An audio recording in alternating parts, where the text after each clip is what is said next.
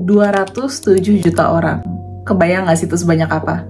Nah ini kalau divisualisasiin, ini stadion di Michigan yang kira-kira bisa nampung sekitar 100.000 orang.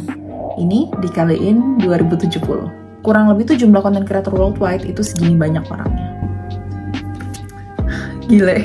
Tapi dengan jumlah content creator yang terus berkembang angkanya, kira-kira tuh telat nggak sih kalau baru mulai konten di tahun 2024? Percaya sama aku, nggak sama sekali. Yes, memang banyak kreator yang udah mulai konten dari bertahun-tahun lalu, tapi aku sendiri, aku baru mulai konten tuh di bulan Februari 2023. Dan nggak ada kata telat. Mungkin angka yang aku sebutkan tadi itu cukup mengintimidasi ya, tapi hari ini aku mau share kenapa 2024 itu waktu yang sangat tepat banget untuk kalian mulai konten, dan juga gimana cara mulainya. Buat yang baru pertama kali mampir, hai, aku Caroline, aku biasa konten di Instagram dan juga TikTok seputar video editing dan juga bagaimana cara kalian bisa mengembangkan kualitas konten kalian. Yuk, sekarang langsung aja kita mulai.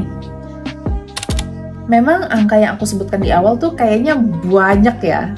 Tapi percaya deh, 2024 tuh waktu yang tepat banget untuk mulai konten. 207 juta tuh baru konten kreatornya aja. Pastikan pengguna sosial medianya itu jauh lebih banyak lagi ya. Jadi apapun itu niche kalian, nggak perlu khawatir. Pasti akan ada audiensnya. Apalagi sekarang banyak orang yang nyari berbagai informasi tuh lewat sosmed. Baca berita lewat Instagram. Belanja lewat TikTok. Cari hiburan di YouTube. Jadi audiens itu pasti ada. Cuma masalahnya, gimana caranya konten kita itu bisa mencapai audiens yang tepat sasaran? Nah, yuk kita bahas sama-sama. Satu hal yang harus kalian ingat, apapun itu niche kalian, mau itu travel, beauty, art, masak, gaming, kalian harus selalu bisa mengasih value untuk audiens kalian. Value itu apa sih? Jadi audiens tuh suka kalau mereka itu bisa mendapatkan benefit dari konten kalian. Dan benefit ini tuh berbagai macam rupanya, bukan cuma ilmu aja. Bisa berupa informasi atau entertainment dan lain-lainnya. Misalkan kalian content creator yang niche-nya itu komedi. Nah, berarti value yang kalian kasih ke audiens kalian itu berupa entertainment. Atau bisa juga misalnya kalau kalian itu content creator yang niche-nya di bidang art, kalian bisa ngasih value dalam bentuk informasi. Contohnya, kalian ngasih tau brand paintbrush yang ramah budget tapi berkualitas. Jadi value itu nggak terbatas untuk content creator edukasi aja ya.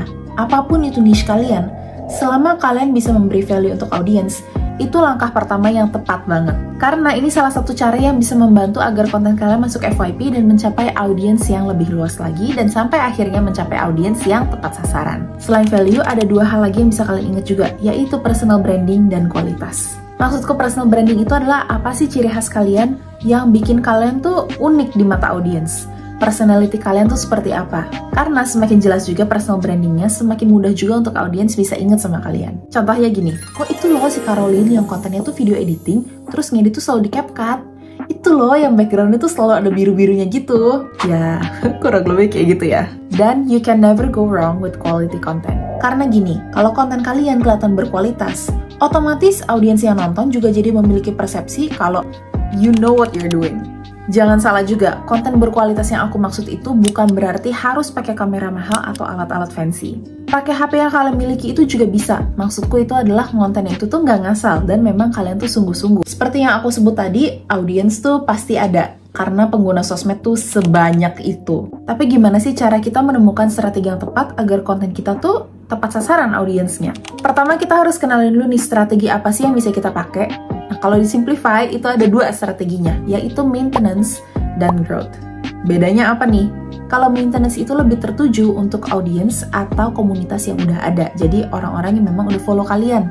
Sedangkan kalau untuk growth itu tujuannya untuk mencari audiens baru. Sebagai kreator baru, pastinya kita akan lebih fokus di strategi growth ya. Nah, ini kalian bisa menggunakan tipe-tipe konten seperti how to atau tutorial. Karena format konten kayak gini tuh tujuannya agar banyak followers nge-save atau share konten kalian. Ini bisa ngebantu untuk ngedongkrak konten kalian agar bisa masuk ke FYP. Karena bedanya gini, kalau di YouTube itu kan kita bisa search ya lewat keyword, sedangkan kalau di TikTok atau terutama Instagram, kita hanya bergantungan sama halaman FYP atau kalau memang ada yang share konten kita di IG story atau lewat DM. Jadi, making your content shareable itu sangat penting untuk memperluas reach kalian agar mencapai audiens baru sampai mereka ngerasa tertarik untuk follow account kalian. Buat kreator yang baru mulai, mungkin bisa fokus 80% di growth dan juga 20% di maintenance.